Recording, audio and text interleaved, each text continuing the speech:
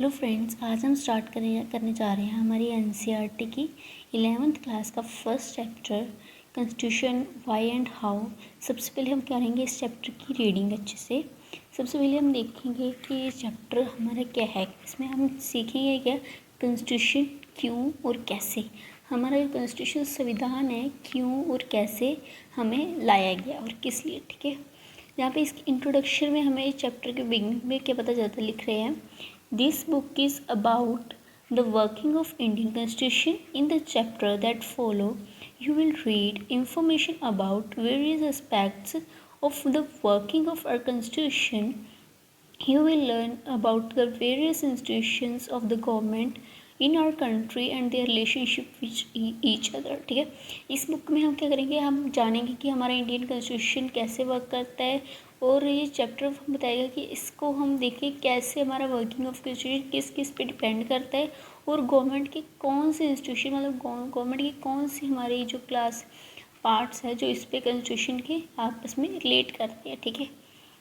और इसमें हम ये भी बात करेंगे कि हमारी कंट्री की दूसरी कंट्री के साथ अच्छे रिलेशनशिप कैसे बनते हैं और इसमें कॉन्स्टिट्यूशन का क्या रोल है। But before you begin to read about elections, government, president and prime minister, it is necessary to understand that the entire structure of government and the various principles that bind the institution of government have their reason in Constitution of India. इसका मतलब क्या है, जैसे हम elections, government, president, prime minister के बारे में पढ़ने से पहले हम समझेंगे कि इसकी गवर्नमेंट की एंटायर स्ट्रक्चर क्या है और एक गवर्नमेंट पूरी गवर्नमेंट इंस्टीट्यूशन ऑफ गवर्नमेंट है किस तरह बाइंड एक साथ रहकर हमारा कॉन्स्टिट्यूशन इसका एक रीज़न बनता है, ठीक है। After studying the chapter you will learn, मतलब इस चैप्टर को पढ़ने के बाद आप क्या क्या सीखोगे। फर्स्ट, व्हाट है कॉन्स्टिट्यूशन मीन, कॉन्स्टिट्यूशन का मतलब क्या है। What a constitution does to the society, मतलब कॉन्स्टिट्यूशन हमारी सोसाइटी के लिए क्या करता है। How constitution govern the allocation of power in society, तो ये पावर कैसे डिस्ट्रीब्यूट करता है हमारी सोसाइटी में। What was the way in which the constitution of India was made, मतलब किस तरह हमारा जो कॉन्स्टिट्यूशन बनाया गया है। नेक्स्ट है question arise where is very important question, why do we need constitution, मतलब कॉन्स्टिट्यूशन की नीड क्यों पड़ी हमें, ठीक है। सब ओके, व्हाट है कॉन्स्टिट्यूशन, मतलब व्हाट इज़ कॉन्स्टिट्यूशन, कॉन्स्टिट्यूशन क्या है, इसका काम क्या है और what role does it perform for society, हमारी सोसाइटी के लिए क्या काम करता है। How does the constitution relate to her daily existence, हमारी डेली एग्जिस्टेंस मतलब डेली लाइफ हैबिट्स में किस तरह हमारा कॉन्स्टिट्यूशन काम आता है। इसका इन क्वेश्चंस का आंसर जितना आप समझना डिफ़िकल्ट बता रहे डिफ़िकल्ट होगा, इतना डिफ़िकल्ट नहीं होता है। Constitution allow us coordination and assurance, मतलब जब हमें कोऑर्डिनेशन भी देता है, हम एक दूसरे से कैसे कोऑर्डिनेट लेके रहकर काम करें। कोऑर्डिनेशन मतलब ऐसा है, मतलब है कि कोऑर्डिनेशन मतलब कोऑर्डिनेट, मतलब एक दूसरे को समझकर और उसके भी अच्छे के लिए, मतलब ये नहीं कि हमारे पीस के लिए हम जैसे दूसरे को परेशान कर सकते, जो हमारा कॉन्स्टिट्यूशन नहीं सिखाता है। और इसके साथ इश्योर भी करता है कि जो आपको अगर दूसरे को पीस की जरूरत है, आपको खुद को भी इस पर पीस, लव, ये सब चीज़ें मिले। इमेजिन, इसमें एक छोटी सी स्टोरी वो बता रहे हैं। इमेजिन यूर सेल्फ, मतलब वो कह रहे हैं कि अपने आप को इमेजिन करो। स्टोरी है, इमेजिन यूर सेल्फ और remember of to be a member of reasonably large group, एक बहुत बड़ा ग्रुप है जिसके आप मेंबर बने हो, okay. And further imagine that the group of the following characteristics, इसमें ग्रुप में कुछ इस तरह की करेक्टरिस्टिक्स हैं। The member of this group are diverse in various way, बहुत तरह वेरियस में अलग अलग है। रिलीजियस एलिजेंसेस है, जैसे कुछ हिंदू है, मुस्लिम है, Christian, perhaps profess no religion at all, पर कुछ ऐसे भी है जिसको कोई रिलीजन नहीं, जो कोई धर्म को मानते नहीं। There very many aspects, profession में डिफरेंट है, एबिलिटीज डिफरेंट है, हॉबी डिफरेंट है, taste different from films to books. अगर उन्हें फिल्म और बुक किसको अच्छी लगती, कोई फिल्म और किसको बुक अच्छी लगती, तो बहुत एवरीथिंग इज डिफरेंट, ठीक है। कुछ बहुत अमीर है, रिच है, कुछ गरीब है, कुछ बूढ़े हैं, कुछ जवान हैं, कुछ बच्चे हैं। Imagine further that the member of this group are likely to have dispute over various aspect of life, मतलब हर तरह से एक दूसरे में झगड़ा पैदा करता है, इतना डिस्प्यूट्स होते हैं। How much property should one be allowed to own, मतलब क्वेश्चन अराइजेस कि किसको कितनी प्रॉपर्टी राइज देनी चाहिए. Should it compulsory that every child sent to school और should the parents be allowed to decide, मतलब क्या ऐसा है कि हमें हर एक बच्चे को स्कूल भेजना चाहिए, जो उसको पेरेंट्स के ऊपर छोड़ देना चाहिए कि वो भेजे चाहे ना भेजे, हमें कोई मतलब नहीं है. Okay, should it be next है how much should this group spend on its safety and security, वो अपनी सेफ्टी और सिक्योरिटी को कितना कौन स्पेंड करेगा, और कितने हमें पार्क्स चाहिए, कितने और पार्क्स बनाने चाहिए. और should the group be allowed to discriminate against some of its member, कि वो एक दूसरे से भेदभाव करेंगे, तुम बड़े हो इसलिए तुम चेक करोगे और मैं छोटा हूँ तो मैं कुछ नहीं करूँगा, ऐसा कुछ होता है? नहीं ना होता है. Every question will list a variety of answer from different people but for all diversity group has to live together, मतलब इतने भी डिफरेंसेस होने के बाद भी डाइवर्सिटी है तो उनको एक साथ मिलजुल के रहना है. ठीक है, जैसे ही वो मिलजुल के रहेंगे, ओके बता के बात है कि वो अब हमेशा मिलजुल के रहना, उन्हें कुछ भी हो जाए. ठीक है, सो इसके लिए जैसे उन्हें मिलजुल के रहना है, दे रिक्वायर, उनको क्या रिक्वायरमेंट है, एक से they require the cooperation of each other, उनके मिलजुल कोऑपरेट करना होगा एक दूसरे. विल बी इनेबल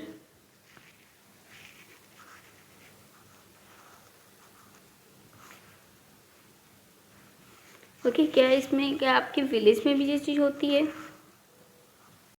यहाँ तक हमने पढ़ा कि कैसे डिफरेंट एक लार्ज ग्रुप के मेंबर्स में एक डिफरेंस होने के बाद भी उनको एक साथ मिलजुल के रहना, कोऑपरेट करना है ताकि सब अच्छे से पीसफुली रह सकें. ठीक है, इसके लिए हमें क्या चाहिए, वन में आगे पर स्टडी की रीड करते हैं हम. वन में say that perhaps member of this group can live together if they can agree or some basic rules, मतलब ये सभी हो सकता है जब वो एक कुछ बेसिक रूल्स मानेंगे सभी. ठीक है, why will the group and certain need basic rule, मतलब उन लोगों को एक सर्टेन बेसिक रूल की जरूरत क्यों पड़ी. Think of what could happen the absence of basic rule. Every individual can would be insecure simply because they would not know what members of this group could do to each other. Who would claim rights over any group will need some basic rules that are publicly promulgated and known to all members that groups to achieve minimum degree of coordination, but these rules must not only be known, that must also be enforceable. Okay, if the citizens have no assurance that others will follow the rule, they will themselves have no reason to follow these rules. Saying that the rules are legally enforceable gives an assurance to everybody that others will follow these. If they do not do so, they will be punished. So सबसे पहले हमने यहाँ तक कि क्या पढ़ा, जैसे अगर कोई भी रूल है, अगर मैंने एक रूल बना दिया आपको, टीचर ने क्लास में बैठ के आपको रूल दिया एक, ठीक है, कि कोई भी बच्चा शोर नहीं करेगा. ठीक है,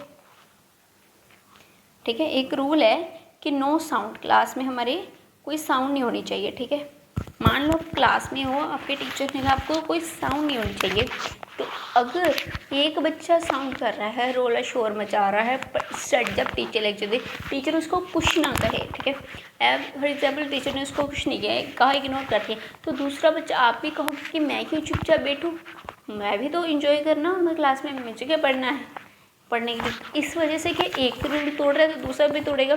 इसलिए जो बेसिक रूल है, जैसे हमें शोर नहीं करना चाहिए क्लास में, तो हमें समझ, अगर दूसरों के लिए कुछ पनिशमेंट भी होनी चाहिए लेकिन दूसरा पीसफुली सुन सके, ताकि उसको लगे ना कि जे अगर वो रूल को तोड़ रहा है तो मैं भी तोड़ सकता हूँ.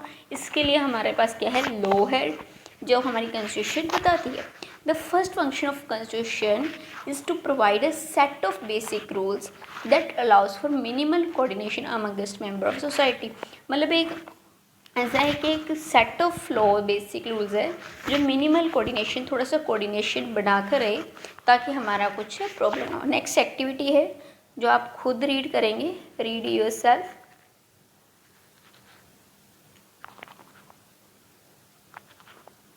ओके, डिसीजन मेकिंग पावर्स, मतलब जो डिसीजन को मेक करना, डिसीजन की पावर किसके पास होनी चाहिए, मैं ये स्पेसिफाई कौन करता है.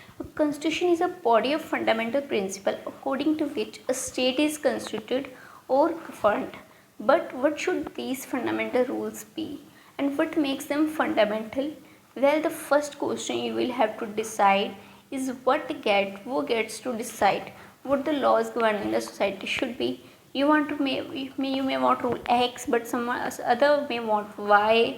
Okay, how do we decide whose rule or preference should govern us?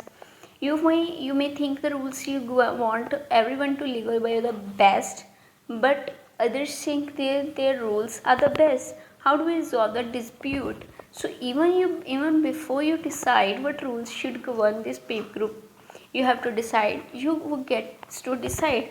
The constitution has to provide an answer to this question. It specifies the basic allocation of the powers in society. मतलब क्या है, एक constitution हमारी एक body है जिसमें जो हमारे डिफाइन करती है कि कौन सा रूल होना चाहिए और कौन सा रूल नहीं होना चाहिए. ठीक है, मतलब वो बताएगी कि एक रूल है, जैसे रूल एक्स होना चाहिए, इसके ये बेनिफिट है और ये रूल हमारे इम्प्लीमेंट होना चाहिए. और एक अदर पार्टी उठ कर आती है, वो कहती है रूल एक्स नहीं रूल वाई होना चाहिए. तो किसको ज़्यादा प्रेफरेंस बनेगी और कौन सा रूल बन सकता है, कौन सा बेस्ट है सबके लिए. ठीक है, और ये डिस्प्यूट है हमें कैसे सॉल्व करना है, इसके लिए कॉन्स्टिट्यूशन एक आंसर प्रोवाइड करती है.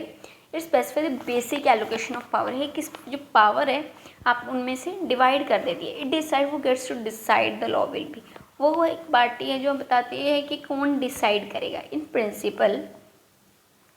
Principal that this question who gets to decide can be answered in many ways in a monarchies. अगर monarchies हमारा है, monarchies से भी तो उसमें monarchy होगी. और constitution all Soviet union like one single party, मतलब एक मोनार्ची में कॉन्स्टिट्यूशन इंडिपेंडेंस के पहले क्या थे, एक किंग होता था, वो अपने रूल्स डिसाइड करता था, सबको मानने पड़ते थे. सो ब्रॉडली ना, बट इन डेमोक्रेटिक सोल्यूशन जब कॉन्स्टिट्यूशन डेमोक्रेसी हमारी, तो ब्रॉडली स्पीकिंग है, people gets to decide, everyone have to decide, everyone have the right to decide what will be right for them. Okay, it will not answer the question how should the people decide. मतलब इसने यहाँ तो ये बता दिया हमें कि हर कोई अपना अपना चीज़ डिसाइड करता है, मतलब एवरीवन डिसाइड समथिंग. ठीक है, बट ये नहीं कि वो डिसाइड कौन करेगा, क्या जो डिसाइड हो रहा है कि वो हर कोई अब उस पर एग्री होगा. डिस्प्यूट तब सॉल्व होगा कि जब जो चीज़ हमारी इम्प्लीमेंट हुई उस पर हर कोई एग्री हो गया. मान लिया मैंने कहा आज खाने में क्या बनेगा, राइस बन गए. ठीक है, आज क्या बन गए, राइस. क्योंकि आपके घर में अगर सब खाने के एग्री हो गए तभी तो आपके लिए सही है, अदरवाइज तो आप कुछ और बनाएंगे. ठीक है, वैसे हमारा लॉ है.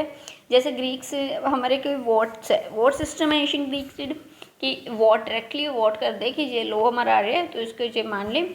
ठीक है, इसके लिए बट ये पहला होता है. बट अगर पीपल अब क्या है कि एक रिप्रेजेंटेटिव बनाते पीपल अपना. ठीक है, चाहे मिनिस्टर, चीफ मिनिस्टर, चाहे MLA, हमारा सरपंच है, वो एक उसका रिप्रेजेंटेटिव है ग्रुप ऑफ पीपल का, जो उन्होंने ही वोट देके जिताया होता है. ठीक है, वोटिंग सिस्टम होती है ना हमारे इंडिया में, तो वैसे वो रिकग्नाइज करके इंडियन कॉन्स्टिट्यूशन में वो कोई भी लॉ लाने से पहले डिसाइड करते हैं. पार्लियामेंट है, क्या है, पार्लियामेंट, और उसकी पॉलिसीज़ है जो डिसाइड करती है कि कौन सा लॉ आना चाहिए और कौन सा नहीं. Okay,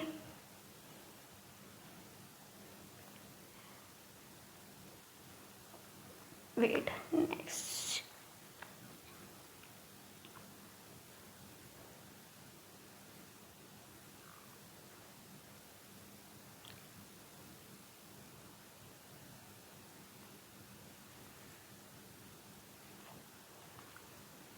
Next, who has authority to enact it?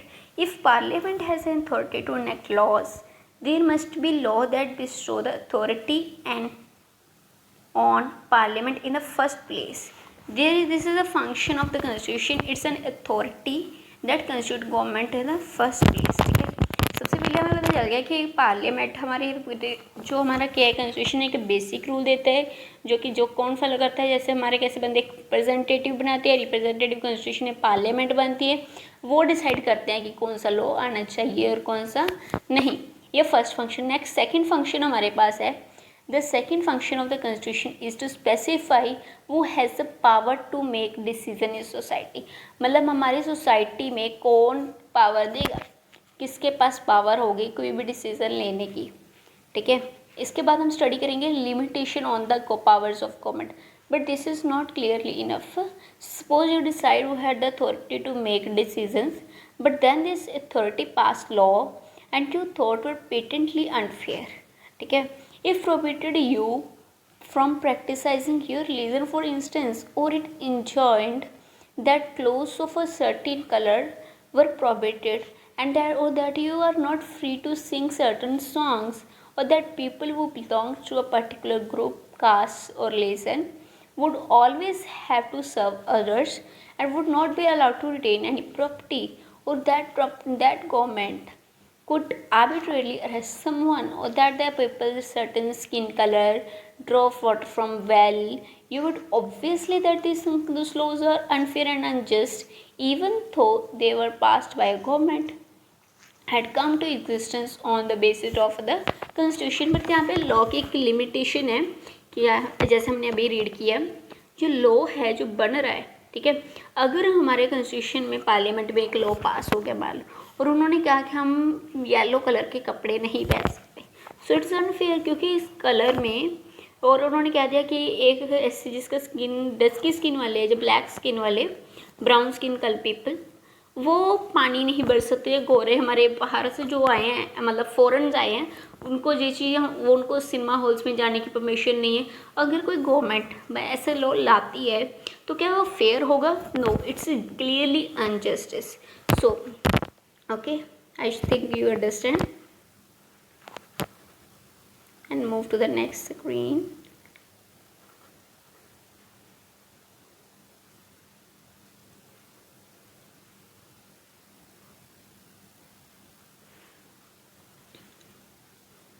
सो इसके लिए हमारे को पास कुछ सर्टेन प्रोसीजर है जो ऑब्वियसली बताएंगे कि लोगों को ये आना चाहिए या नहीं। जो थर्ड फंक्शन हमारी कॉन्स्टिट्यूशन का, set some limits on government can impose on its citizens, these limits in the fundamental sense government ने नेवर ट्रेपास देम। ठीक है, मतलब एक लिमिट्स है हमारी, जैसे कॉन्स्टिट्यूशन में हम देखते हैं, ठीक है, जैसे कॉन्स्टिट्यूशन में अगर कोई लॉ लाना है गवर्नमेंट को तो वो ऐसे ही कोई भी लॉ नहीं ला सकती, उसके पास कुछ ना कुछ लिमिटेशंस है जिसको वो फॉलो करके, मतलब लॉ उनके लिए भी है, वो अगर फॉलो करेंगे तभी ही वो न्यू लॉ ला सकती। Constitution law their limit